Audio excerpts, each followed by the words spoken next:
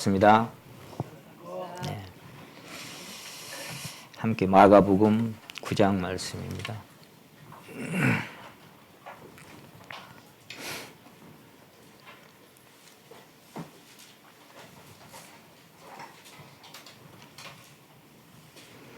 (22절로) 24절까지 말씀.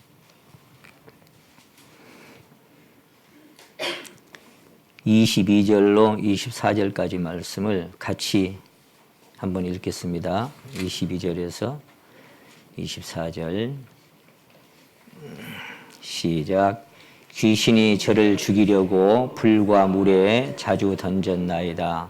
그러나 무엇을 하실 수 있거든 우리를 불쌍히 여기사 도와주옵소서.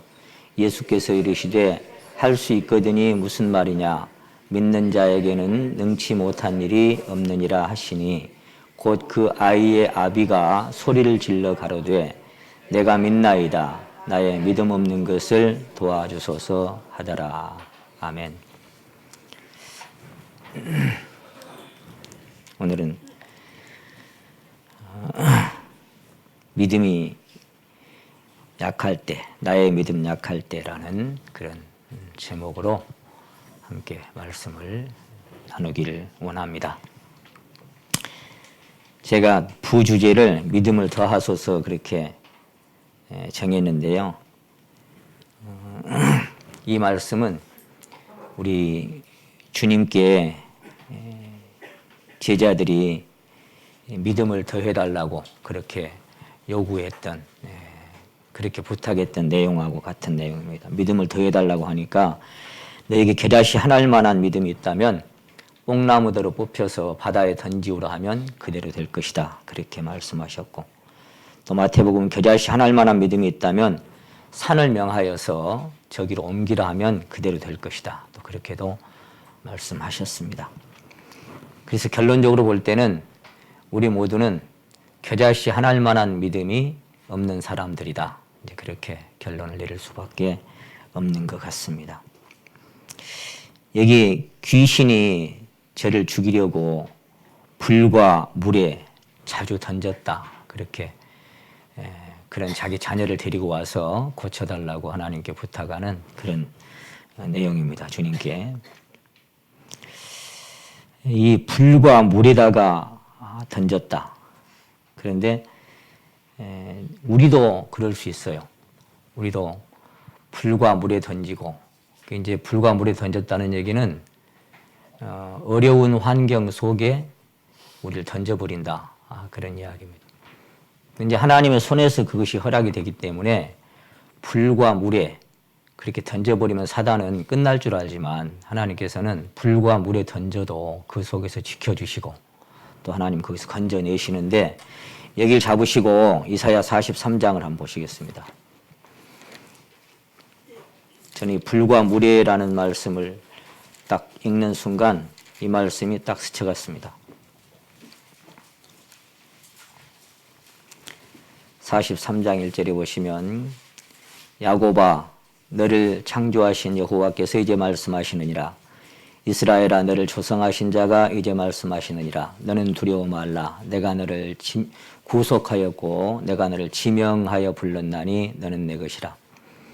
네가 물 가운데로 지날 때에 내가 함께 할 것이라. 강을 건널 때에 물이 너를 침몰치 못할 것이며 네가 불 가운데로 행할 때에 타지도 아니할 것이요 불꽃이 너를 사르지도 못하리니 대전하는 여호와 네 하나님이요 이스라엘의 거룩한 자요 네 구원자임이라.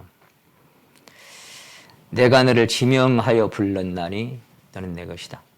한 사람 한 사람을 창세 전부터 그리스도 안에서 택하시고 우리 한 사람 한 사람을 그리스도 안에서 불러주신 하나님.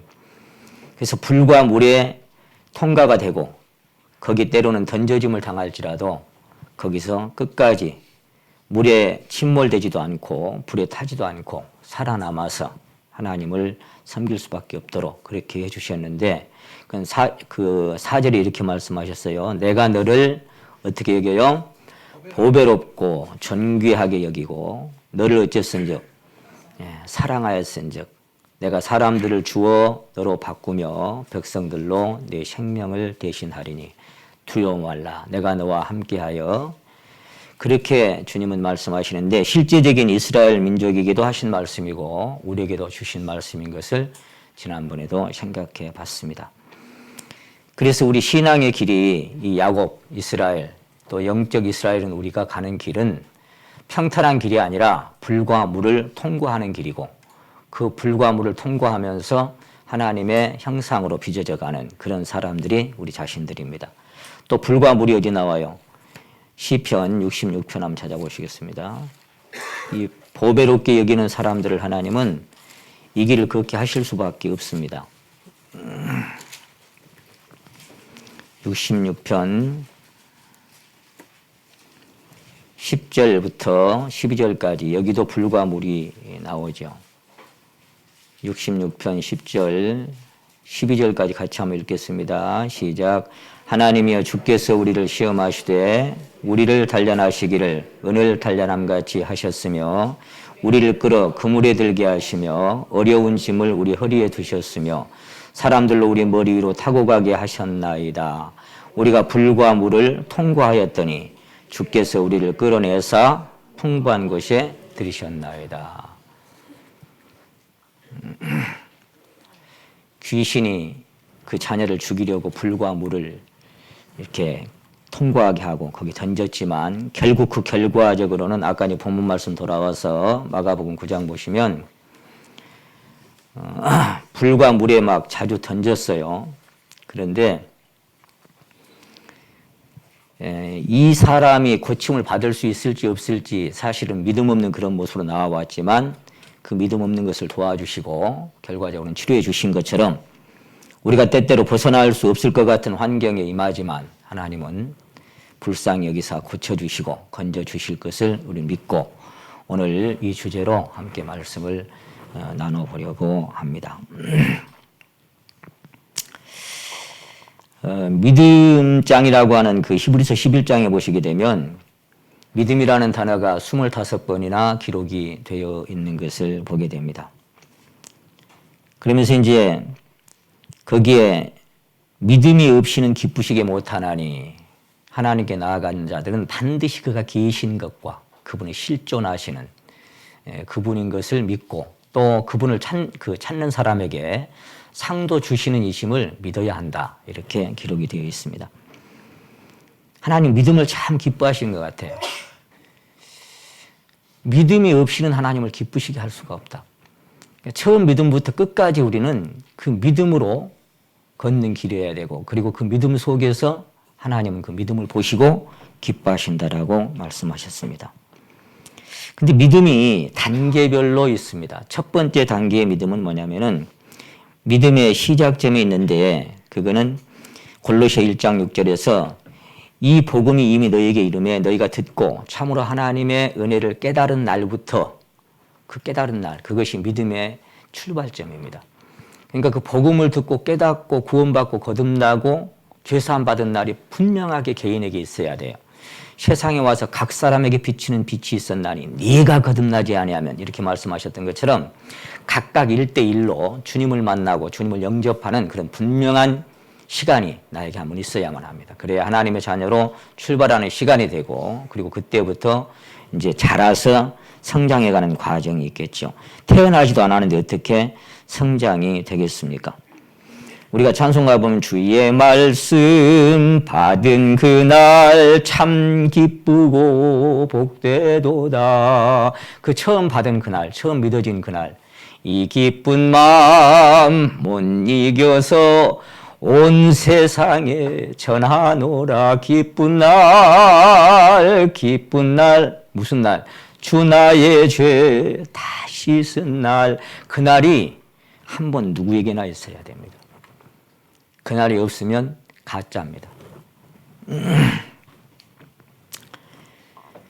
이 복음이 딱 깨달아지는 순간에 말로만 우리에게 이뤘던 복음이 아니라 오직 능력과 성령과 큰 확신으로 임했기 때문에 능력과 성령과 큰 확신으로 임해진 사람은 성경이 열리고 보여집니다. 그리고 하나님의 말씀이 들리고 심령 안에 그 복음을 전하고 싶은 그 일념이 막 이렇게 솟아날 수밖에 없도록 되어 있습니다. 자기가 알지요. 그래서 요한일서 5장 10절에는 하나님의 아들을 믿는 자는 한번 따라해 보십니다. 자기 안에 증거가 있고 다른 사람 필요 없어요. 자기 안에 있어요. 그 증거가. 그 증거는 큰 확신으로 된 분명한 증거여야만 됩니다. 그런 증거가 없으면 그 사람은 하나님의 자녀라고 일컬음을 받을 수가 없습니다. 큰 죄악에서 건지신 주 은혜 고마워. 그 다음에 뭐라고 나와요? 나 처음 믿은 그 시간 귀하고 귀하다. 나 처음 믿은 그 시간, 주님을 처음 만나는 날, 그 영접하는 그날이 정말 기쁘고 감사하고 온 세상에 막 외치고 싶고, 저는 그날이 1980년 4월 28일 날 오후 2시였는데요. 제가 가끔 말씀드립니다마는 목포 유달산에 올라가 가지고 광주에 계신 어떤 성도님 한 분하고 목포 앞바다를 바라보면서 막 소리를 질렀더랬어요. 뭐라고 소리 질렀다 그랬죠? 살았다! 얼마나 통쾌하든지요. 그 인생의 답을 얻은 그날. 나는 살았다! 아마 주변의 사람들이 저는 미친놈 그랬을 거예요, 그때. 그러든지 말든지 막 너무 통쾌한 거예요. 내가 인생의 답을 얻었어. 그러면 그렇지. 이렇게 허망하게 끝난 게 인생의 전부가 아니었는데, 그러면 그렇지. 답이 있었어. 하고는 막 얼마나 통쾌하게 그 목포 앞바다를 바라보며 소리를 질렀는지 모릅니다. 이제 거기까지가 이제 죄와 심판과 저주와 지옥에서 벗어나는 그런 이제 은혜지요. 그런데 또 고린도서 13장 5절에 보시면 너희가 믿음에 있는가 너희 자신을 시험하고 확증하라. 네 자신이 진짜 믿는 사람인가를 한번 확인을 한번 해봐라. 뭐를? 예수 그리스도께서 너희 안에 계신 것을 너희가 스스로 알지 못하느냐? 그렇지 않으면 너희가 버려진 자다. 실격자다. 그렇게 돼 있어요. 그러니까 그리스도가 내 안에 정말 계신가가 확인되는 또 그런 순간이 분명히 있어야 됩니다. 처음부터 그렇게 믿어진 사람도 있겠지만 분명히 그리스도와 연합하여 함께 죽고 함께 부활하여 부활하신 새 생명 안에 있다고 하는 사실이 심령 안에 믿어져야 돼요. 그래야 그분과 동행하는 삶이, 그분의 생명으로 살아가는 삶이 시작이 되는 것입니다. 그래야만 그리스도의 형상으로 빚어지는 날이 시작이 되는 것입니다. 죄악을 속하여 주신 주 내 속에 들어와 계시네. 죄악을 속하여 주시고 어디로 가버린 게 아니고 내 속에 들어와서 깨든지 자든지 너희와 항상 함께 있게, 세상 끝날까지 항상 동행하시는 그런 주님으로 내가 내 심령 안에 받아들이는 믿음으로 그렇게 확인되는 그런 순간이 한번 있어야만 되는 것입니다. 그래서 주 예수 내 마음에 들어와 변하여 새 사람 되고, 그렇게 우리가 찬양을 드립니다. 사실 성경은 믿음은 모든 사람의 것이 아니라고 말씀하셨습니다. 모든 사람의 것이 아니기 때문에 믿는 사람들이 참 적은 거예요. 그것도 제대로 정말 진리를, 그 그리스도를 중심으로, 핵심으로, 생명으로 믿는 믿음은 세상에 참 드뭅니다. 그래서 이제 디모데전서 4장 10절에 보시면 특히 믿는 자들의 구주시라. 믿는 사람들의 구주시다. 안 믿으면 그 사람의 주인은 아닌 거예요. 그리고 그 말씀은 믿는 자 속에서 역사되기 때문에 딱 믿어지는 순간 내 안에서 역사가 일어나기 때문에 믿음은 바라는 것들의 실상이라고 하는 것도 내 심령과 삶에서 경험할 수가 있는 것입니다. 믿음의 주요, 믿음의 주라는 게 뭐예요? 믿음의 주인이고 믿음의 실체가 주님이십니다. 그러니까 그 믿음의 실체가 내 안에 오시자마자 믿음이 시작되는 거예요. 그 믿음의 실체인, 믿음의 주인이신, 믿음이신 주님이 오시지 않으면 사실은 믿음이 없는 겁니다. 그리스도께서 성령으로 계시하시기까지 결코 스스로 믿을 수도 없고 믿어질 수도 없고 내가 믿으려고 막 결심하고 각오한다고 믿어지는 것도 아닙니다. 물론 찾는 자에게 나타나 주시지만, 목마른 자에게 주시지만, 그것도 어떻게 보면 원하는 자로 말미암도 아니고 다른 받기를 하는 자로 말미암도 아니고 오직 긍휼히 여기시는 하나님으로 말미암아 했기 때문에 원하고 바란다고 다 된 것도 아니에요. 구하라 주실 거 다 있는데 그렇다고 또 다 된 것도 아니에요. 그래서 원하는 자로 말미암도 아니고 또 다른 받기를 하는 자로 말미암도 아니고 긍휼히 여기시는 하나님만 그 주권을 갖고 계시기 때문에, 그래서 마태복음 11장에는 아버지 외에는 아들을, 예수님을 아는 자가 없고 또 아들과 아들의 소원대로 계시를 받은 자 외에는 아버지를 아는 자도 없다. 계시를 받은 것, 그 심령 안에 열어서 보여주시는, 깨닫게 하시는 그런 순간이 있어야만 그것이 보이는 것입니다. 그렇지 않으면 절대로 보이지 않습니다. 성령의 깊은 것을 통달하시는 그것이 하나님의 성령, 그 성령 안에서만 하나님의 세계를 볼 수가 있는 것입니다. 그래서 이 성경은 믿음은 발원지가 있다는 것을 보게 됩니다. 왜냐하면 갈라디아 3장 22절에 한번 따라해 보십니다. 믿음이 오기 전에는, 그러니까 믿음은 내가 만들어내거나 내가 어떻게 그것을 막 그런 게 아니에요. 믿음이 와야 돼. 믿음이 오기 전에는 몽학 선생 아래 있었고 그리고 율법 아래 있었다. 그 다음에 믿음이 온 후로 거기서 벗어났다. 그러니까 믿음은 어디서 오는 거예요. 발원지가 있는 거예요. 발원지가 있으니까 거기서부터 내 안에 오는 것입니다. 믿음이. 그 발원지에서 흘러와야 믿음이 생기는 거예요. 그래서 계시될 믿음의 때까지 갇혔느니라. 믿음이 온다 그 말은 계시해 주셔서 비춰 주셨다 그 말이에요. 하나님의 얼굴을 아는 빛을, 그리스도를 아는 빛을 우리 심령에 비춰지는 순간 어둠 속에서 해방되면서 그 빛 가운데 딱 보여주는 순간이 한번 있게 됩니다. 그리고 발원지도 있고 주시는 이도 있습니다. 믿음의 주요 그랬죠. 그분이 주셔야 되는 거예요. 그래서 야고보서 2장 1절에는 우리 주 예수 그리스도를 믿는 믿음을 한번 따라해 보십니다. 너희가 받았으니, 자 아까 믿음이 온다 그랬죠. 너희가 받았다 그랬죠. 그러니까 발원지도 있고 주시는 분도 있는 거예요. 그 주시는 분이 주셔야 내가 받을 수 있고 발원지에서 출발해서 흘러 들어와야 내 안에 장착될 수가 있는 것입니다. 그 믿음이 오고 내 안에 그것이 딱 이 믿음으로 확정되는 순간에 얼마나 놀라운 변화가 심령에 일어나는지 모릅니다. 내가 지금 사는 것 주님의 크신 은혜요. 주를 믿게 된 것은 더욱 크신 은혜라. 주를 믿게 된 것은 그것은 순전히 은혜였고 발원지가 있고 주신 분이 있기 때문에 내 안에 불쌍히 여겨서 비춰주시는 그 빛 가운데 우리는 주님을 믿게 되었던 것입니다.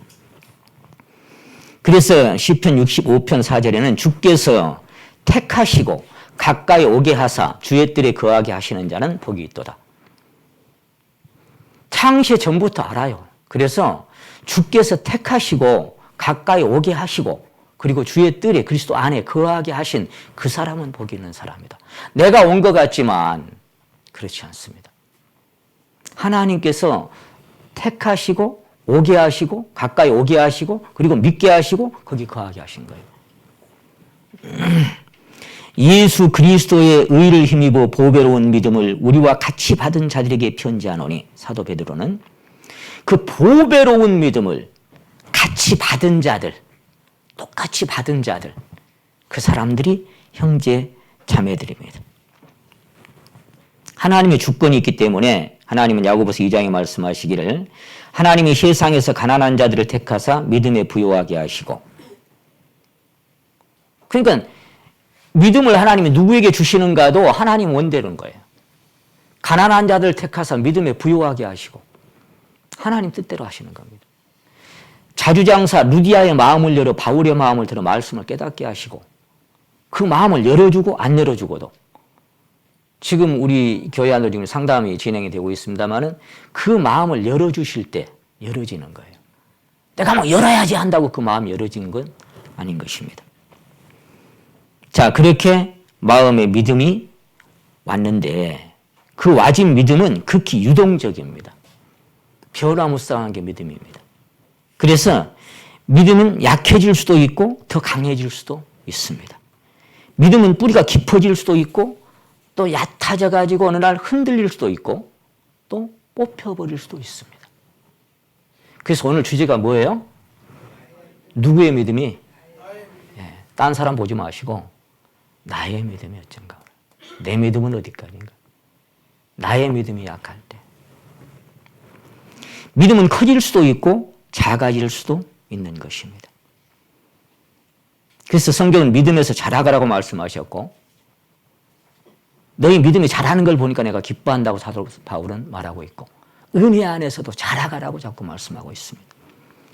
성경은 믿음으로 시작했으나 후에 믿음에 관하여 파선된 자들이 있다라고 디모데전서 1장 19절에 말씀했습니다. 파선했다 그 말은 가다가 이 믿음의 항해를 시작을 했는데 저 도착 지점까지 가지 못하고 중간에서 파선, 깨어질 파자, 배선자입니다. 깨져버렸단 말이에요. 그 믿음이 잘 가다가 풍랑을 만나서 거기서 견디지 못하고 깨져버린 믿음도 있다. 그렇게도 말씀을 하셨어요. 또 디모데전서 4장 1절에 보시면 믿음에서 떠나버린 사람도 있더라. 그 똑같은 말씀이 디모데전서 6장 10절에 기록되어 있는데 돈을 사랑하는 자, 부활이 하는 자들 그런 사람들이 믿음에서 떠나버린 사람들이 있다. 그러니까 이 세상의 물질적인 어떤 것들에 매여서 막 쫓아가다가 믿음에서 어느 순간 보니까 내가 떠나버린 사람이 돼 있는 그런 사람도 있다. 그래서 누구누구는 세상을 사랑하여 나를 버리고 어디로 가버렸다. 그런 사람도 있죠. 얼마든지 믿음에서 떠나버릴 수 있습니다. 그리고 5장 8절에는 믿음을 배반한 자도 있습니다. 떠나버리고 배반하고 그리고 6장 20절에는 믿음에서 벗어난 사람도 있다고 말씀하셨어요. 파선하고 떠나버리고 벗어나버리는 사람들. 그래서 믿음에 굳게 서라고 성경은 자꾸만 구원하고 있습니다. 왜냐하면 사단이 밀가부로 하려고 자꾸만 청구하는 겁니다. 근데 그 믿음이 떨어지지 않기를 주님은 지금도 기도하고 있습니다. 계속해서. 주님이 지금도 우리의 성령으로 연약함을 도우셔서 지켜주시니까 그나마 겨자씨 하나만도 못된 믿음이지만 우리가 버티고 살아갈 수 있는 겁니다. 내가 잘나 버틴 게 아니라. 그래서 뿌리가 가지를 보존한다라고 제가 몇 번이나 말씀을 드렸습니다. 주님 지금도 여전히 떨어지지 않기를 기도하고 계실 뿐만 아니라 믿음을 도와주십니다.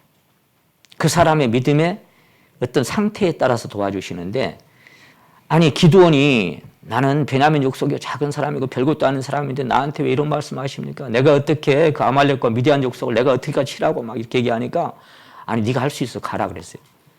그러니까 어쩌세요? 그러면 진짜 하나님이 같이 하는 거 시험을 한번 해봅시다 그랬죠. 타작마당에 양털 한 뭉치를 다 갖다 놓을 테니까 거기에만 이슬이 있고 다른 데는 없게 하십시오. 하룻밤 자고 나니까 그 양털에만 이슬이 있는 거예요. 다른 데는 없는 거예요. 그래도 안 믿어져. 또 반대로 해봅시다. 그 양털만 마르고 다른 데는 다 적게 해보십시오. 또 그것도 그대로 도와줘. 하나님은 그 사람의 믿음 없음을 도와주시길 바래요. 그래도 겁이 나서 못 가겠어.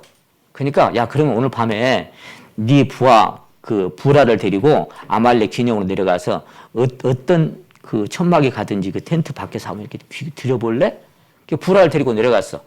그 가서 이렇게 들어보니까 그 안에 막 그 군인들이 속삭이는 얘기가 들리는 거예요. 야 이스라엘 진영에서 보리떡 한 덩이가 굴러가는데 야 그게 기드온이다 기드온. 내가 그런 걸 환상으로 봤는데 그게 굴러와서 막 우리를 박살내버리는 거. 그러니까 담력이 얻어지죠. 그러니까 또 가는 거예요. 하나님 믿음 없는 것을 그렇게 도와주시기를 원하시는 것입니다.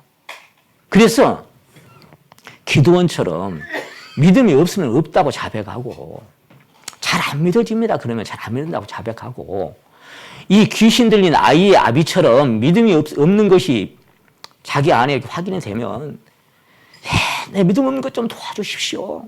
나 믿음 참 약합니다. 그렇게 자백하고 그렇게 사는 게 우리 신앙인 거예요.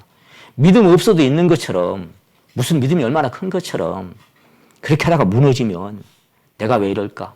원래 그래요. 원래. 우리 인생은 원래 그렇게 해요. 아무리 믿음 좋아도 겨자씨 하나만큼도 못 돼. 뭐 얼마나 믿음이 크다고. 그래서 없으면 없다고 얘기하는 거예요. 좀 도와달라고.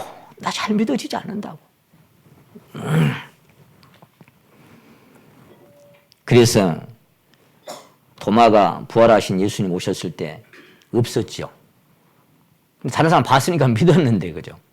나는 손에 못자국과 옆구리에 창자국에 손 넣어보지 않고는 안 믿어. 어떻게 다시 살아났다고. 나는 못 믿어야 그랬죠. 근데 8일 후에 예수님 또 나타나셔가지고 환히 알아. 야 도마야 너 여기 옆구리 손 한번 넣어볼래? 내 못자국 만져볼래? 그리고 믿음 없는 자가 되지 말고 만져보고 믿음 있는 자가 되라 그랬어요. 나의 왕 나의 하나님이십니다. 너 나 본거로 믿냐? 보지 못하고 믿는 자는 더 복된 사람들이다. 이렇게 말씀하셨죠. 우리 지금 보지 않고 믿는 거예요.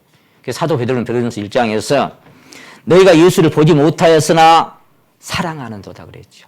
믿고 말할 수 없는 영광스러운 즐거움으로 기뻐하면서 주님을 바라보는 사람들. 참 복된 사람들입니다. 우리가 복된 사람들. 보지 않고 믿는 자는 복된 사람들. 현장에 있던 도마보다 더 복된 사람들이 바로 저와 여러분입니다. 믿음은 언제 흔들릴까요? 언제 흔들리고 언제 약해질까요? 자기 삶에 시련과 고난이 임할 때, 질병이 임하고 가정에 우환이 임하고 이런저런 어려운 일들이 임할 때 그 믿음이 약해질 수 있습니다. 흔들릴 수 있습니다. 그래서 기도원이 얘기했던 것처럼 주께서 우리와 함께 계시면 어찌하여 이 모든 일이 우리에게 미쳤나이까. 하나님이 함께 하시면 그냥 잘 되는 걸로만 다 생각하는 거예요. 하나님이 함께 계시면 그냥 만사 형통할 줄로만 생각하는 거예요. 그러니까 그렇게 잘못 배운 믿음은 어느 순간에 고난이 딱 임하거나 어떤 질고가 오거나 우환이 오면 뭐야 하나님이 함께 하시는 거 맞아? 하나님이 지켜주시는 거 맞아? 이렇게 캐시온이 딱 찍힐 수가 있습니다. 그 주님은 미리 말씀하셨어요. 세상에서는 환난을 안 당하는 게 아니라 환난을 당한다. 담대하라. 내가 세상을 이겼다. 많은 환난을 겪을 것이다. 미리 자꾸 예방주사를 놓는 거죠. 그런 일들이 닥칠 거야. 그래서 고난의 공과 제가 10번까지만 말씀드렸죠. 온다 각오해라 그 말이에요. 예. 누구나 닥칠 수 있다. 오늘은 없었지만 내일은 있을 수도 있고 그리고 그 터널은 길 수도 있고 짧을 수도 있다. 지난가 싶으면 또 터널이 올 수도 있고 또 안 올 수도 있지만 어쨌거나 인생의 이 믿음의 항로는 풍랑이 있다. 그걸 자꾸 말씀을 드리는 겁니다. 그래서 성경에는 이상하게 여기지 마라 그랬죠.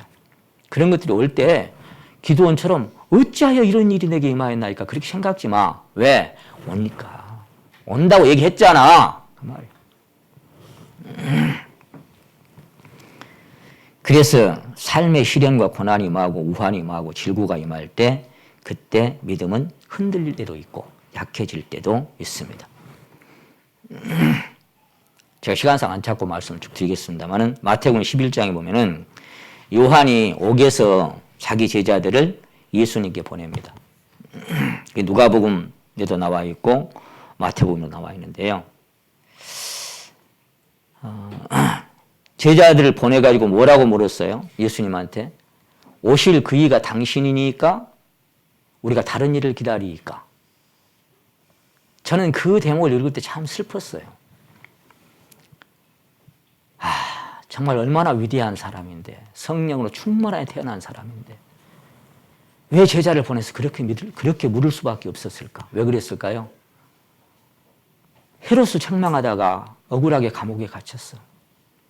하나님이 꺼내주실 줄 알았는데 꺼내주지가 않아. 시간이 가도 세월이 가도 감옥에서 고통스럽게 있는 거예요. 이 땅에 생전 처음으로 예수 그리스도가 오실 것을 막 예비했던 그 주의 길을 첩경을 바르게 했던 그 선지자가 세례 요한이 그가 감옥에 갇혀서 고통스럽게 답답하게 앉아있을 때 그는 수많은 캐시온이 찍혔을 거예요. 많은 상념이 스쳐갔을 거예요. 모태에서부터 성령의 충만을 받은 사람. 누가복음 1장 66절에 보시면 주변의 사람들이 막 이 아이가 장차 어찌 될꼬 이 아이가 장차 어찌 될꼬 막 어마어마한 사람이 될 줄로 알았어요. 그렇게 주변 사람들한테 그래서 이 독사의 새끼들아 회개하라 그렇게 외쳤던 거 담대했던 세례 요한. 그가 이제 하루 종일 사막으로 걸어갔던 엘리야처럼 감옥에서 홀로 갇혀 있는 겁니다. 무슨 생각이 들었겠어요? 내가 소개했던 그분이 맞기는 맞아? 내가 했던 일이 옳기는 옳아? 그 사람 가서 물어봐라야. 오실 그이가 메시아가 진짜 당신 맞아요? 아니면 다른 사람 우리가 기다릴까요? 왜 그런 의심이 일어났을까요? 그 담대했던 믿음은 다 어디로 갔을까요? 오늘 주제가 뭐예요? 약해질 때가 있다니까요. 약해질 때가 있어요. 세례 요한도 그런 순간이 왔어요. 그 주님은 그것이 어떤 의미로 물었는지를 알기 때문에 죽은 자가 살아나고 병자가 고침받는다고 말씀하시면서 이렇게 말씀하셨죠. 나로 인하여 실족하지 않은 자가 복이 있다고 전해라. 너 잘못하면 나 때문에 실족하게 된다. 아니 위대한 선지자가 뭐라고 얘기했어요? 요한의 제자들이 와가지고 아니 예수님 그분이 당신이 소개했던 그 예수님 그분이 세례를 주는데 사람들이 다 우리한테 세례받는 게 세례 요한에게 세례받는 게 아니고 다 그에게로 가더이다 그랬죠. 요한복음 3장에. 전부 그에게로 다 가는 거예요. 예수님한테 이제 세례 요한이 했던 사람들은 별로 없어지면서 그쪽으로 다 가는 거예요. 그러니까 뭐라고 얘기했어요? 하늘에서 주신 바가 아니면 사람이 아무것도 받을 수가 없느니라. 그러면서 신부를 취하는 자는 신랑이나 옆에서 그것을 지켜보던 친구가 참 기뻐한다. 나는 그런 기쁨에 충만하겠다 지금. 그 얼마나 아름다운 신앙입니까? 얼마나 아름다운 자백입니까? 예수님의 신부가 그렇게 취해져 가는 것을 보면서 야 나는 그 신랑보다 더 큰 기쁨이 있다. 나니 그거 쳐다보는 것만으로도. 그러면서 그 유명한 말씀을 하신 거예요. 그는 흥하여야 하겠고 나는 쉬하여야 하리라 그랬어요. 그렇게 아름답고 위대한 신앙의 간증을 했던 그 사람도 감옥에 갇혀 있으니까 상념이 밀려오고 회상이 밀려오고 그러면서 캐시온이 지키는 거예요. 오실 그분이 진짜 당신 맞습니까? 아니면 다른 사람을 기다려야 됩니까? 나로 인하여 실족하지 않는 자.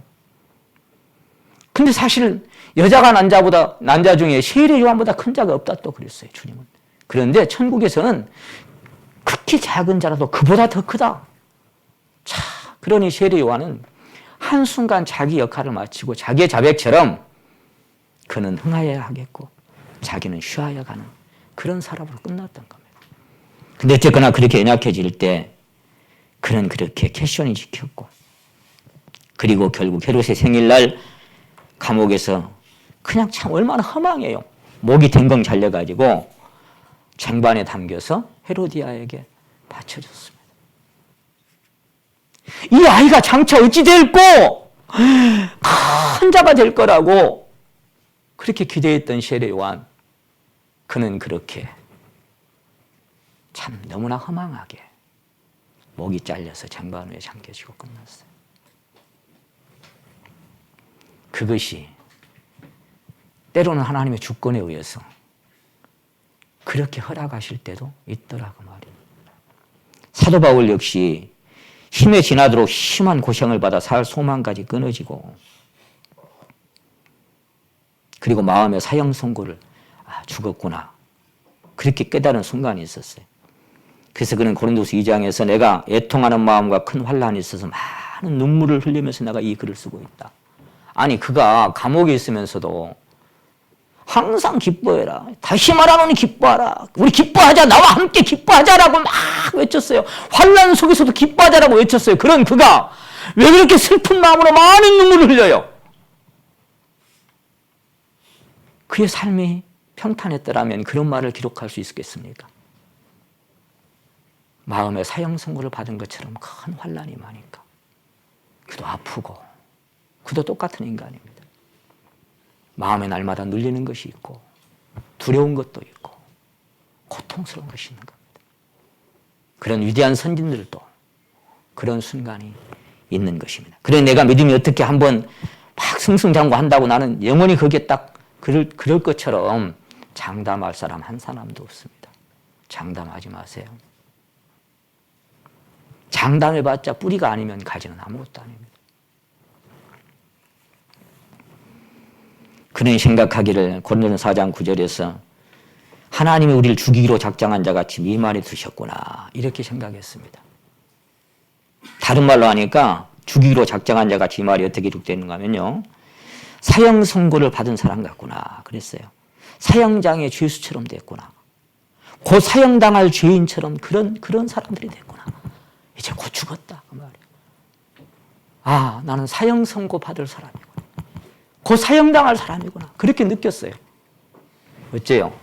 끝까지 너와 함께 하겠다고 했는데 마음에 사형 선고 내려진 건 뭐예요? 나 이제 끝났다 그 말이에요. 이제 죽었구나. 나 이제 더 이상 희망 없구나. 그렇게 생각할 때도 있었더라는 겁니다. 살 소망이 끊어져 버린 것입니다. 그 위대한 믿음의 선진들의 삶에 고난이 임할 때 슬퍼하고 애통하고 낙심했습니다. 사도 베드로는 자기 신앙의 위험이 감지될 때 3번이나 주님을 모른다고 부인하고 본업을 찾아서 고기 잡으러 갔습니다. 여러분, 누구든지 죽을지언정 하고 장담해봤자 소용없습니다. 여러분, 저 정말 의지가 강한 사람입니다. 결심하고 각오하고 다짐하면 해냅니다. 그런데 살아보니까 그것도 아니더라고요. 결국은 나를 떠나서는 너희가 아무것도 할 수 없다고 하는 그 자리에 가보게 되고, 내 결심이나 내 의지나 내 다짐으로는 아무것도 할 수가 없는 인생이구나. 그것을 발견할 때 사도 바울처럼 연약함 밖에는 자랑할 것이 없는 인생이었구나. 그거를 자백할 수밖에 없는 사람이 되고 말았습니다.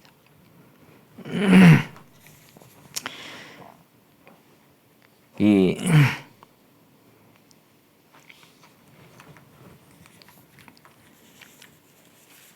베드로가 그렇게 실수하고 도마가 의심했지만 우리 찬송가에 뭐라고 되어 있어요?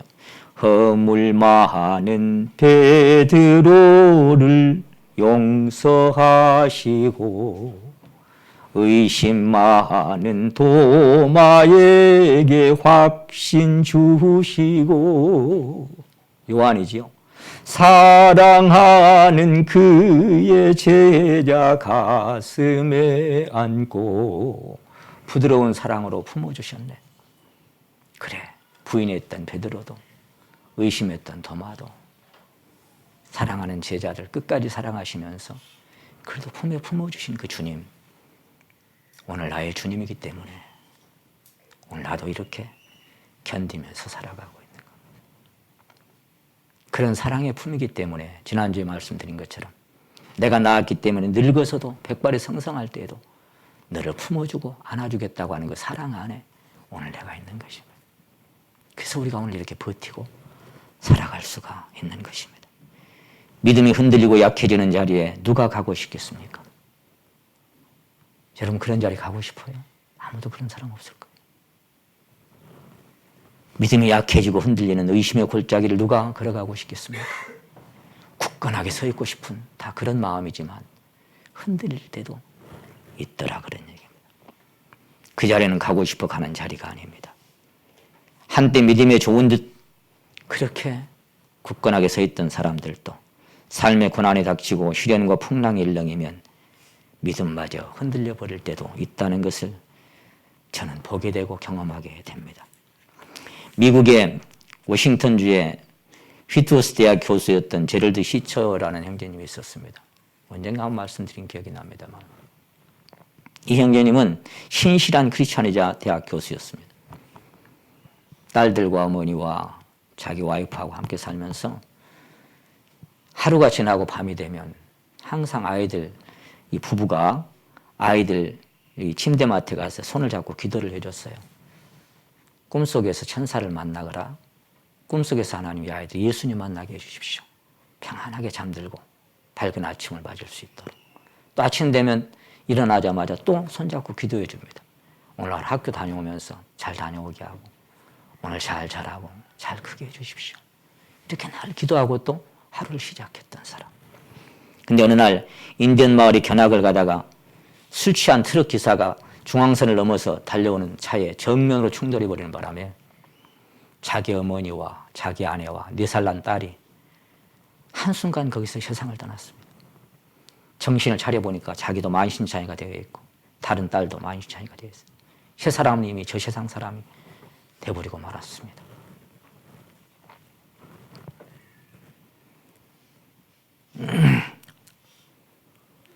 그날 이후에 그가 쓴 자백들을 보면은요, 하나님을 어떻게 표현했는가 하면, 하나님은 거대한 빙벽이다. 이 얼음 절벽 있죠? 빙벽. 하나님을 거기다가 빗댔어요. 인간의 접근을 불허하는 칼바람 부는 빙벽. 너무나 차갑고 매정하고 인정머리라고는 전혀 느낄 수 없는 거대한 빙벽. 다시는 찾고 싶지도 않고 다시는 찾아가지도 않으리라. 그 거대한 빙벽에, 그 칼바람 부는 차가운 빙벽에 나는 다시 돌아가지 않으리라. 그는 그렇게 하나님을 말하고 있었습니다. 저 거대한 칼바람 부는 차가운 빙벽이 아무리 손짓해도 나는 다시 그에게 돌아가지 않겠다 그랬습니다. 그런 사람을 여러분이 비방하겠습니까? 하나님은 어디 감히 차가운 빙벽에다가 그 사랑 많은 하나님을 그렇게 말하겠습니까? 그럴 수 없습니다. 그 자리에 안 가보면 모릅니다. 그 자리에 안 가보면 판단할 수 없습니다. 그보다 더 하나님을 무섭게 표현한 사람들이 성경에 있습니다. 한번 볼까요? 여기 잡으시고 예레미야가 3장을 한번 보세요. 이 믿음의 사람 예레미야는 하나님을 뭐라고 표현했는지 한번 보세요.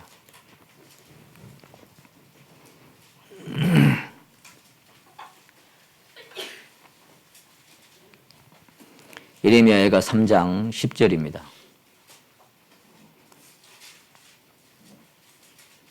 10절, 11절을 같이 한번 읽겠습니다. 예레미야가 3장 10절, 11절 시작. 저는 내게 대하여 엎드려 기다리는 곰과 은밀한 곳의 사자 같으사 나의 길로 치우치게 하시며 내 몸을 찢으시며 나로 적막하게 하셨도다. 아까 이 사람은 거대한 빙벽을 표현했잖아요. 근데 예레미야는 뭐라고 표현했어요? 숨어서 사람을 찢어버리려고 기다리는 곰 같고 사나운 사자 같아 하나님이. 그 자기를 찢어버리는 거예요. 1절부터 보면은 막 고난을 당하는데 흑암에 행하게 하고 광명에 행치 못하게 하시면서 계속해서 어두움 속에 3절에도 그랬죠. 4절에도 흑암에 거하게 하시고 캄캄한 데 속에 가둬버리는 거예요. 자기를. 더 잔인하게 표현한 게 그 15절입니다. 나를 쓴 것으로 배불리시고 쑥으로 취케 하셨으며 조약돌로 뭐 했어요? 내 일을 꺾으시고 죄로 나를 덮으셨도다. 주께서 내 심령으로 평강을 멀리 떠나게 하시니 내가 복을 잊어버렸습니다. 하나님을 엎드려 기다리는 곰처럼 사자처럼 나를 찢으려고 잡아 찢어버리는 그런 하나님으로 표현했습니다. 여러분 이 예레미야를 여러분이 비방하시겠습니까? 그럴 수 없습니다. 그 자리에 안 가보면. 그러나 그는 하나님이 그 33절 보세요. 그렇게 행하시는 것이 주께서 인생으로 고생하게 하심이 본심이 아니라는 것을 알아요. 때로는 그렇게 곰처럼 사자처럼 나를 찢어버리지만 아마 그건 본심이 아닐 거야. 분명히 무슨 뜻이 있고 이유가 있을 거야. 그걸 알지.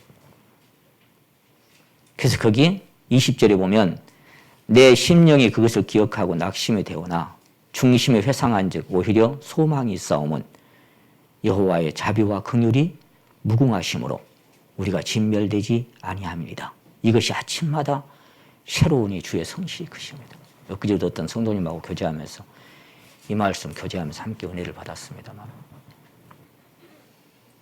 자, 어둠 속에서 행하고 하나님의 담을 쏴서 내 기도를 물리치고 막아버리고 그리고 때로는 엎드려 기다리는 곰처럼 사자처럼 찢어버리지만 그래도 아직은 희망이 있습니다. 왜? 안 죽고 살아남아 있어. 아직은 안 죽고 살아남아 있고 그리고 그렇게 하신 것은 분명히 본심이 아닐 거다. 그렇게 그는 믿는 겁니다. 그렇게 믿고 그냥 그 어두운 터널을 이 흑암 속에 걷는 터벅거리는 걸음을 그냥 걸어가 보는 겁니다. 어떤 사람은 하나님을 폭군으로 표현했습니다. 욥기 16장을 한번 찾아보시면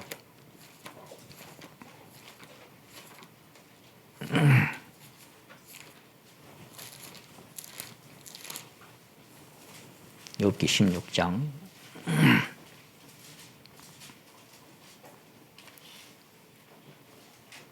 9절 한번 보십니다. 욥기 16장 9절 그는 진노하사 나를 찢고 군박하시며, 군박이란 말이 뭐냐면요, 곤란하게 하고 괴롭게 하고 막 절박하게 만들어버린다 그 말이에요. 군박하시며 나를 향하여 뭐를 해요? 예, 이게 폭군이 아니고 뭐예요?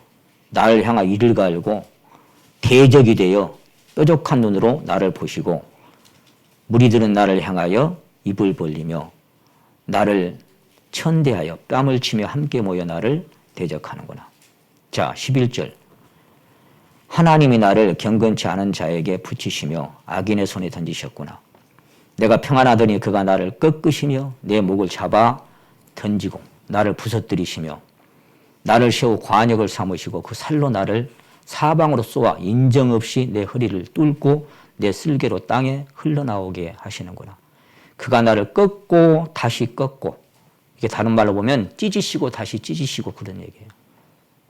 용사같이 내게 달려드시니 내가 굵은 배를 꿰매어 내 피부를 덮고 내 뿔에 티끌같이 더럽혔구나. 이게 폭군이 아니고 뭐예요?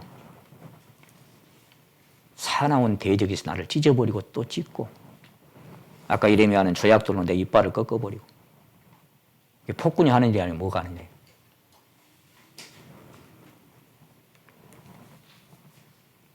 그런데 또 욥기 5장에서, 야고보서 5장에서는 인내하는 자가 복이 있다. 너희가 욥의 인내를 들었지 않느냐? 그 결말도 봤지 않느냐? 또 그렇게 말하고 있습니다.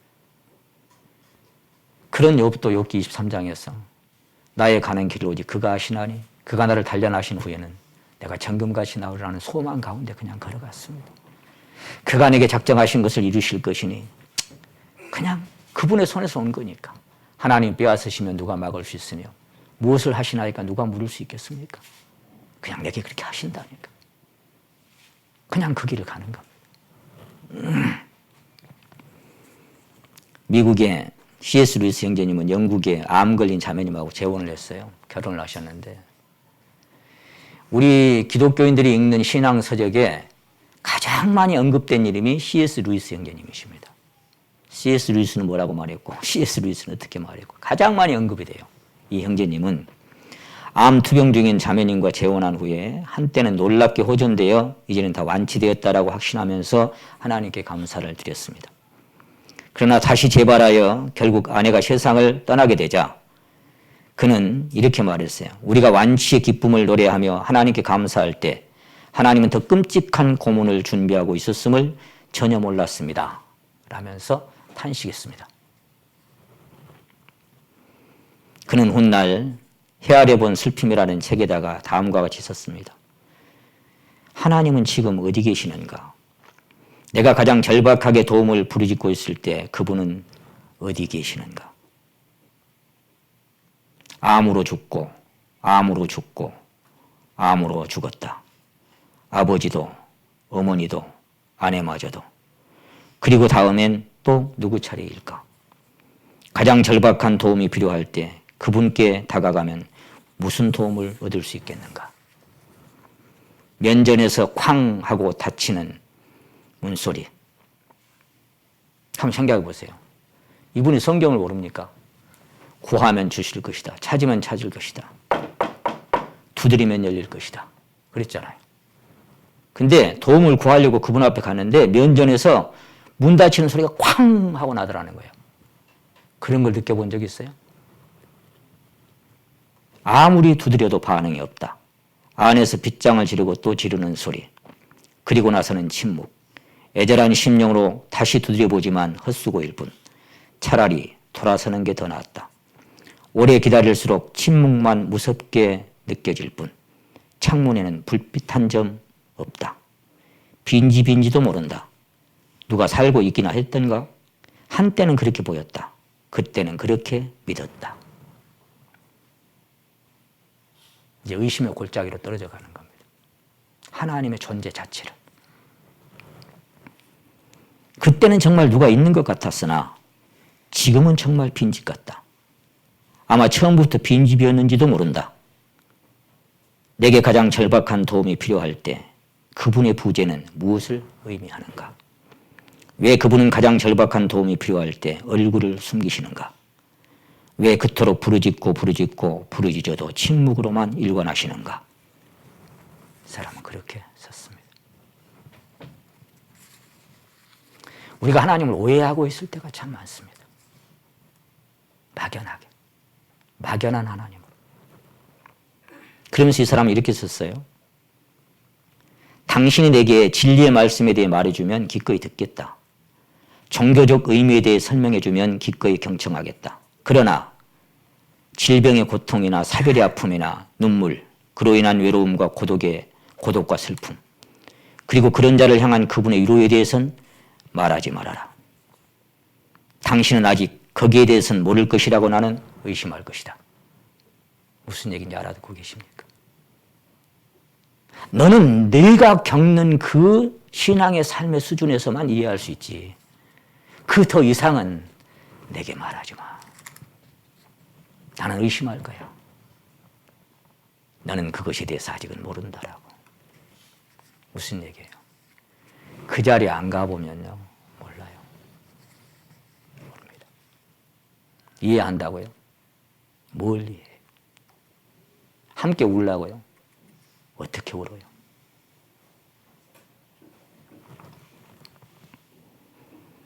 당신은 아직 거기에 대해서는 모를 것이라고 나는 의심할 것이다. 그것은 실제로 경험해보지 않고서는 결코 이해할 수 없는 다른 세계이기 때문이다. 신앙은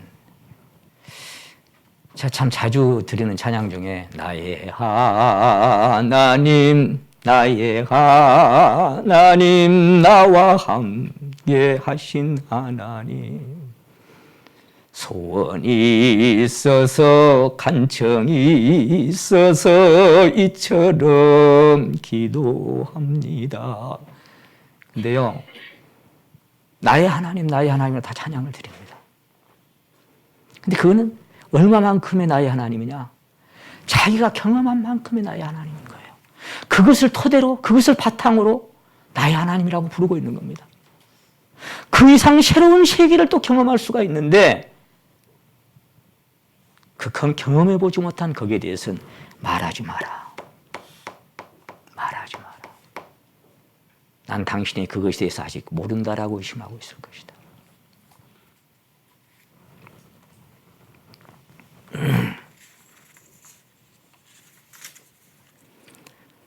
여러분, 하나님의 마음에 합한 사람이라고 영광스러운 칭호를 가졌던 사람, 다윗. 그 다윗 얘기를 하기 전에 제가 말씀드린 이 제럴드 시처나 아까 C.S. 루이스나 이런 분들은 그럼 거기 머물렀을까요? 안 그래요. 거기에 갔다가 저는 1년 만에 주님이 답을 주셔서 10여 년 전에 회복될 수 있었습니다만 그분들도 어떤 사람은 몇 년, 어떤 사람은 더 오래 그 골짜기에서 머물다가 어느 날 하나님께서 건져주시는 그 말씀 앞에, 저 일본의 우찌무라 간조도 마찬가지, 거기서 건져주셔서 또 새롭게 하셨다. 저 중국에서 아내와 어린 자녀들을 차례차례 잃어버린 허드슨 테일러도 마찬가지, 내륙 선교사였다. 그 사람도 마찬가지. 여기 떨어졌다가 그랬다가 어느 순간에 하나님이 다시 회복시켜 주셔서 다시 하나님을 섬기다 갔던 선진들이 앞선 선진들 중에는 참 많습니다.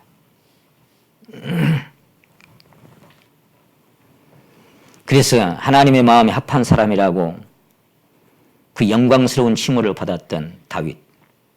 다윗은 기름 부음을 받고 왕이 되기 전부터 신실한 믿음으로 하나님의 능력을 경험했던 사람입니다.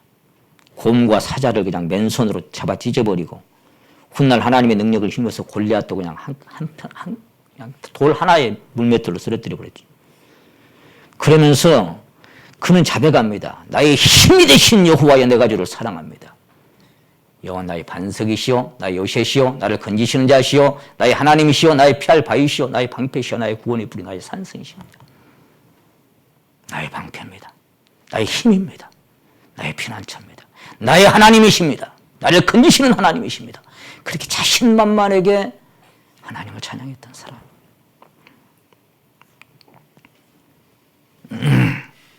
그러면서 그는 시편 27편에 여러분 잘 아시는 여호와 나의 빛이요 나의 구원이시 내가 누구를 두려워하려. 여호와 나의 생명의 능력이시 내가 누구를 무서워하려 그랬습니다. 인간들 아무것도 안 무서워요. 하나님의 생명이신 나의 빛인데 내가 누구를 무서워하겠습니까? 내가 누구를, 왜? 하나님 나의 방패신데, 나를 건지시는 자신데, 하나님 나의 하나님이신데, 나의 힘이신데, 나로 저들 추격해서 잡아 찢게 하시는 하나님인데 내가 누구를 무서워하겠습니까? 얼마나 당당합니까? 얼마나 담대하고 굳건합니까? 그것이 다윗의 믿음이었습니다. 그런 그도 사울에게 쫓겨서 도망을 다니다가 결국 어디까지 도망갑니까? 가드왕 아기스에게까지로 도망가죠. 그게 뭐라고 기록됐냐면 사울의 그 추적을 두려워서 도망갔다 그랬어요. 아니 하나님 내 빛이고 생명인데 누구를 무서워한다고 큰 소리 치는데 몰라 도망가. 버텨보지. 아니요. 그럴 때가 있는 겁니다. 그 가드왕 아기스한테 도망가가지고 그 아기스한테 신하들 얘기하면 저 골리앗 때려 죽인 놈이다 저 사람이. 그러니까는 자기 정체가 탄로났어. 죽을까 봐서 두려운 거예요. 그래서 뭐라고 기록되어 있어요? 한번 따라가 봅니다. 아기스를, 그 가드왕 아기스를 심히 두려워하여, 이렇게 기록되어 있어요. 너무너무 두려운 거예요. 죽여버릴까 봐서. 그러니까 어쩌죠? 문짝에다가 막 극적거리면서 수염에다가 침을 질질 흘리고 미친놈처럼 연극을 했죠. 왜 그래요? 왜? 두려워서 죽여버릴까 봐서. 자기 신상이 탄로나니까 저놈 갖다 죽여라 할까 봐서.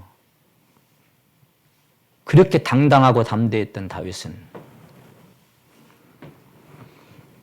그 문짝에 수염에 침을 흘리면서 극적거리면서 미친놈처럼 그렇게 했습니다.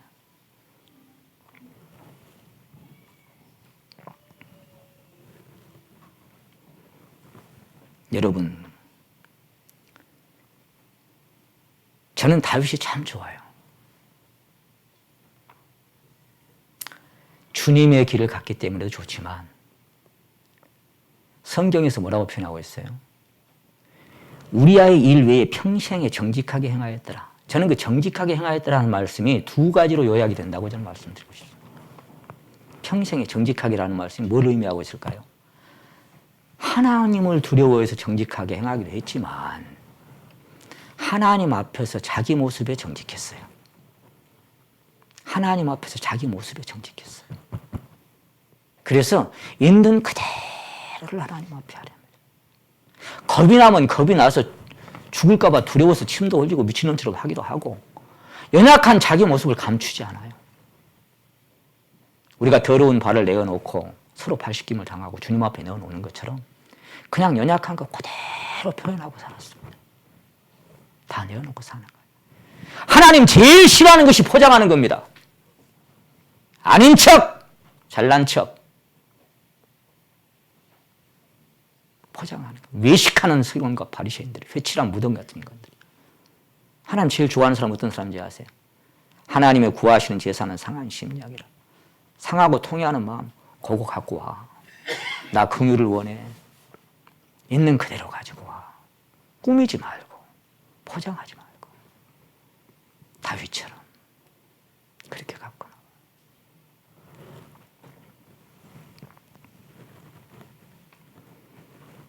그래서 미친 처자가 쫓겨나서 아둘람 굴 속으로 도망갑니다. 그 담대했던 사나이가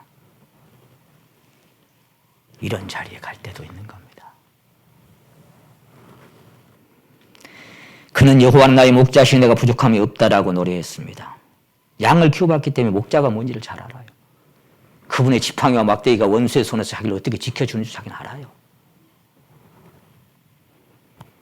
내가 사망의 음침한 골짜기로 다닐지라도 해를 두려워하지 않을 것은 주께서 나와 함께 하신다라고 자백했습니다. 나의 평생의 선하심과 인자하심 나를 따르 정녕 나를 그래서 하나님의 집에 영원히 거할 거라고. 그런 사람. 그도 사무엘하 6장에 보면은 우사 사건이 있죠. 하나님의 기회를 물론 처음부터 메고 와야 되는데 수리에 실은 것부터 잘못됐지만 하여간 오다가 흔들리니까 우사가 잡다가 베레스 우사 그랬잖아요. 죽어버렸어 그 자리에서. 아니 다윗성으로 메고 오려고 다윗이 인도를 했는데 어째요? 우사가 죽는 걸 보니까 겁이 덜컥 나버린 거예요. 이거 큰일 나겠네. 저 하나님의 기회를 가지고 왔다가 이제 저 큰일 나겠네. 그렇게 하나님을 사랑했던 다윗도 겁이 납니다. 그래서 어째요? 그 길을 치우쳐서 저 산의 사람, 이 가드 사람 오벳 에돔의 집으로 가게 합니다. 야, 너희 집으로 좀 갖다 놔라. 우리 성에 못 오겠다. 왜 그래요? 이거 베레스 우사 해버리니까 이거 큰일 난 거예요, 이거. 여러분, 사람은 어쩔 수 없이 사람인 겁니다. 아세요? 때로는 믿음의 사람도 두려울 때도 있는 거고, 때로는 믿음의 사람도 풍랑이 흔들릴 때도 있는 겁니다. 그거 아십니까? 때로는 믿음의 사람도 연약할 때가 있는 겁니다. 그 자리에 가본 사람은 교만할 수 없습니다. 아무도 평가하거나 판단할 수 없습니다. 자기 모습을 발견한 사람입니다. 다 나보다 낫게 여겨집니다. 다 나보다 믿음이 좋은 사람처럼 보입니다. 누구를 봐도 나보다 못한 사람 한 사람도 없습니다. 다 나보다 낫습니다. 그 자리에 가보면 합니다.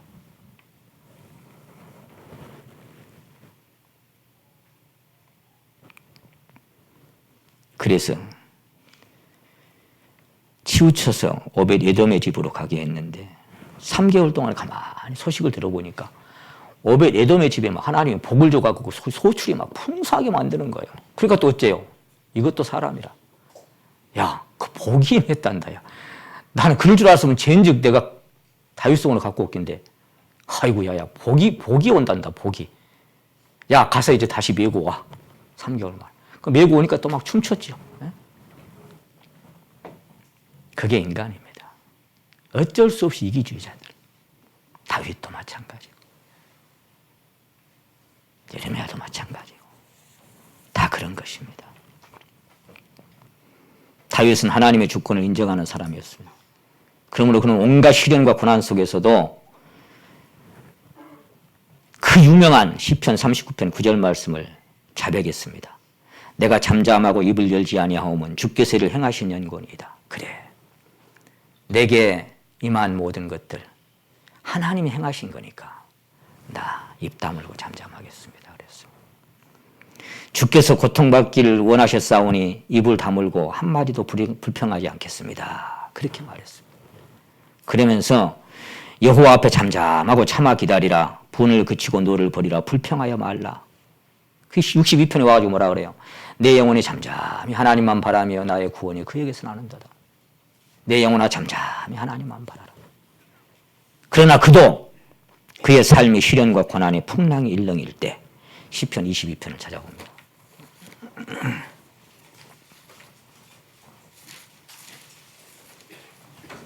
이건 훗날 주님이 했던 똑같은 주님의 길이기 때문에 시편 22편 1절 내 하나님이여 내 하나님이여 어찌 나를 버리셨나이까 어찌 나를 멀리하여 돕지 아니하시오며 내 신음하는 소리를 듣지 아니하시나이까 하나님이여 내가 낮에도 부르짖고 밤에도 잠잠치 아니하오나 응답지 아니하시나이다. 이스라엘의 찬송 중에 거하시는 주여 주는 거룩하시니이다. 그러면서 시편 35편에 보면 주여 언제까지 관망하시려나이까. 한번 생각해 보세요. 아까 잠잠하고 입을 다물어라. 불평하지 말라. 내 영혼아 잠잠히 하나님만 바라라. 그냥 잠잠히 하나님만 바라고 있어. 근데 답답하니까 어째요? 어찌하여 막 원통하여 부르는 소리가 한두 가지가 아닙니다. 왜 나를 이대로 두십니까? 라고 막 또 부르셨습니다. 여러분 믿음은 그렇게 약해질 때도 있고 또 강해질 때도 있는 겁니다. 한 번 성장한다고 그대로 가는 게 아닙니다. 사람이 살다가 아파보지 않은 사람이 있습니까? 한 번도 병들지 않고 살아본 사람이 있습니까? 제가 얼마 전에 저희 아들하고 이렇게 마음을 잠깐 나누면서 나는 요즘 마음이 좀 많이 힘들다 그랬더니 저희 큰 녀석이 이제 소방관으로 지난번에 무슨 동이고 막 사람이 밟혀주고 있던 데 있잖아요. 그 무슨 그 축제할 때 작년입니까 그때 벌써 지 손으로 21구의 시체를 옮겼대 이렇게 지 손으로.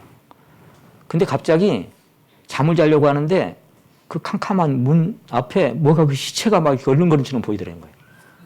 그래고 이제 그 소방서에 지정된 정신과 그 의사한테 이제 치료를 받았어요. 그것도 몇 번이나 받았어요. 불려가서 받기도 하고. 마음에 이제 문제가 생겨요. 근데 그때 얘기를 해주는 거예요. 아버지, 마음이 아프다는 건요, 우리 여러 가지 뭐 감기도 있고 뭐 병이 있는 것처럼 마음의 감기랍니다, 그게. 그렇게 위로를 해주더라고요. 마음의 감기가 된 것처럼 아플 때도 있는 거래요. 그러더라고요. 그래서 내가 그런 거냐? 그렇게 얘기했어요. 여러분, 한 번도 안 아프고 살아본 사람 있습니까? 살다 보면 이런 것도 아프고 저런 것도 아프고 그 중에 때로는 마음도 아프고 이것도 병들고 저것도 병들고 그러다가 때로는 마음에 병들 때도 있고 그런 겁니다. 그래서 저는 그런 주변에 많은 성도님들하고 통화를 자주 합니다. 왜? 그 아픔이 어떤 건지 제가 알기 때문에. 다윗도 그런 때가 있었어요. 그런 때가.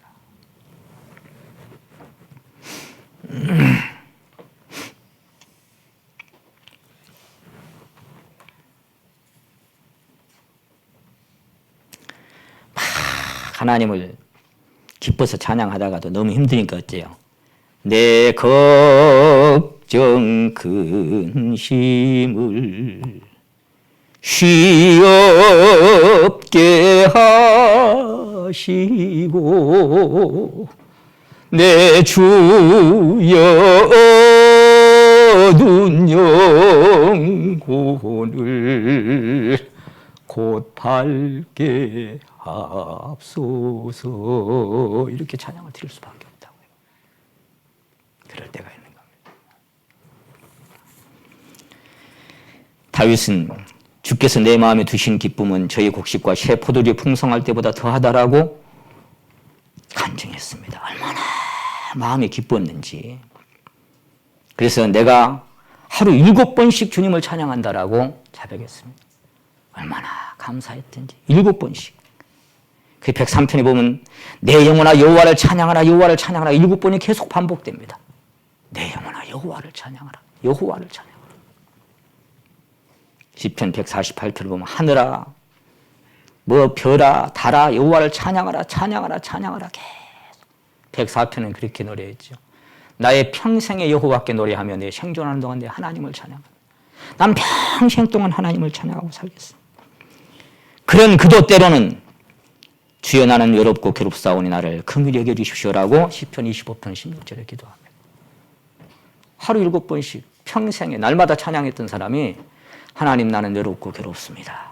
하나님 나를 불쌍히 여겨 주시옵소서. 102편에 보면은 하나님 나는 괴롭습니다. 내가 잠을 이루지 못하는데 지붕 위에 외로운 참새 같은 신세가 됐습니다. 내 음식에는 눈물이 섞였고 내 마심에도 눈물이 섞였습니다. 내가 밤마다 우니 눈물로 내 침상을 띄워다니게 하고 있습니다. 여러분, 마음에 두신 기쁨과 하루 7번씩 날마다 하나님을 찬양했던 그 찬양과 눈물 섞인 음식을 먹고 눈물 섞인 물을 마시면서 지붕에 외로운 참새 같다는 간증은 뭐가 있습니까? 어떤 갭이 있을까요? 그 제가 수양회 때도 말씀드린 것처럼 우생마사입니다. 흐르는 대로 흐르는 겁니다. 내 길 내가 걷지 못합니다. 내 길은 난 몰라요. 하루하루 살아요. 불행이나 요행함도 내 뜻대로 못합니다. 내 뜻대로 안 됩니다. 그래서 주님만 바라보고 가는 겁니다.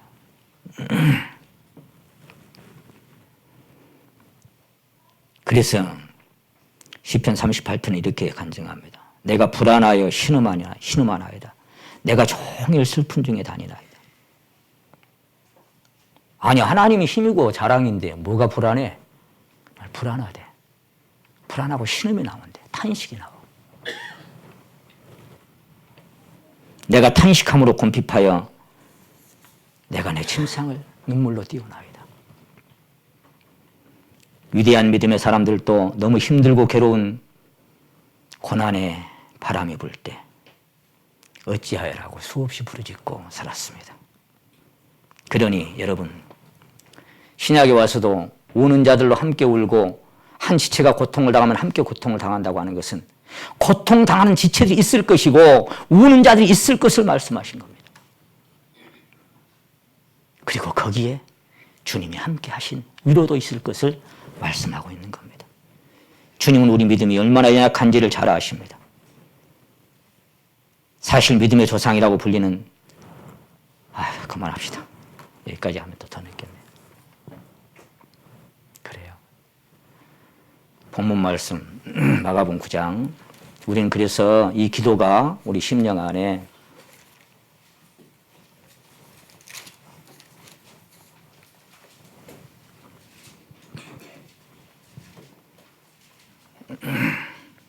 마가복음 9장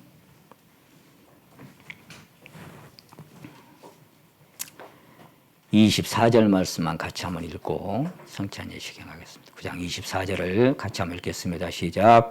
곧 그 아이의 아비가 소리질러 가로되 내가 믿나이다. 나의 믿음 없는 것을 도와주소서 하더라. 아멘. 오늘 주제가 뭐였어요? 여러분은 이런 자리에 한 번도 안 가보십니까? 한 번도 안 가보시고 사셨습니까? 그래서 그런 자리 갈 때는 이 기도를 우리가 함께 드리면서 하나님, 믿음 없는 것을 용서하시고 나의 믿음 없는 것을 도와주십시오. 믿음의 주에 온전케 하신 주님 바라보면서 그러면서 그분의 힘과 그분의 위로 안에서 또 하루하루 그 사랑의 힘으로 모든 것을 참으며 모든 것을 믿으며 모든 것을 바라고 모든 것을 견디어가는 우리 모든 성도님들 되시기를 원합니다. 고린도전서 11장